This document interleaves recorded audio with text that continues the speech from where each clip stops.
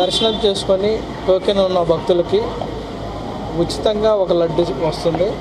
దాంట్లో అదనంగా 4 నుంచి 5, 6 కూడా వాళ్ళకి అవసరాన్ని బట్టి అందించడం జరుగుతుంది. అదేవిధంగా అవైలబిలిటీలో ఏమాత్రం తక్కువగా లేవు. సో అయితే లడ్లకు సంబంధించి మేము చేసిన కొద్ది పరిశోధనలో కానీ మా దృష్టికి వచ్చిన విషయాలన్నింటినీ కూడా పరిగణలో తీసుకొని ఒక చిన్న మార్పు చేయడం జరిగింది.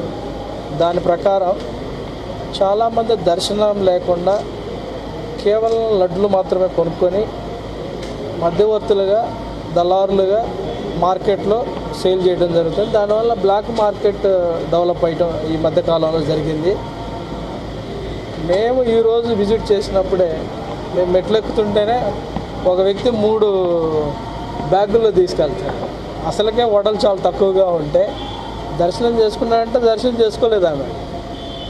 సో ఇవన్నిటిని మేము ఆల్రెడీ ఈరోజు చూడంగా మాకు దృష్టికి వచ్చింది. ఆల్రెడీ మా దృష్టికి చాలాసార్లు ఇది వచ్చిన తర్వాత అన్ని విషయాలను పరిగణలో తీసుకొని దర్శనం లేని వాళ్ళకి దర్శనం చేసుకోకుండా కేవలం లడ్లు మాత్రమే కొనుక్కొని మార్కెట్లో విక్రయించే వాళ్ళకి మాత్రం ఆధార్ తీసుకొని 2 లడ్లు మాత్రం విక్రయించడం జరుగుతుంది. దీంట్లో సామాన్య భక్తులకి వాళ్ళ యొక్క బెనిఫిట్ కోసమే ఈ చర్యలు తీసుకోవడం జరిగింది.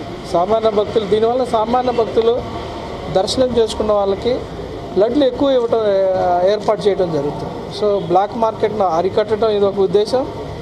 కేవలం లడ్లు కొనుక్కొని లడ్లు కోసమే వచ్చి లడ్లు మాత్రమే తీసుకెళ్లే వాళ్ళకి మాత్రము ఇది ఒక స్టింజెంట్ మెజర్ అని చెప్పొచ్చు.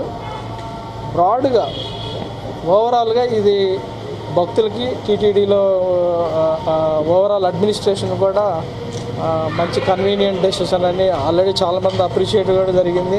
కొన్ని ఛానల్లో అలా చేశారు, ఇంకొక ఛానల్లో వేరే రకం చెప్పారు. బట్ పాలసీలు ఎక్కడ ఏం చేంజ్ అయ్యాయి, పాలసీ అలానే ఉంది. కేవలం దర్శనం లేని వాళ్ళు మాత్రమే ఒక ఆధార్ను తీసుకొని 2 లడ్లు ఇవ్వడం జరుగుతుంది. ఇది ఒక్కటే చేంజ్. మీరందరూ సహకరించాలి. ఫ్యాక్ట్లు మాత్రం నిజాలు మాత్రమే మీరు కొంచెం ప్రచారం చేస్తే అందరికి కూడా ఉపయోగకరంగా ఉంటుందని ఆశిస్తున్నాను. అందరికీ నమస్కారం.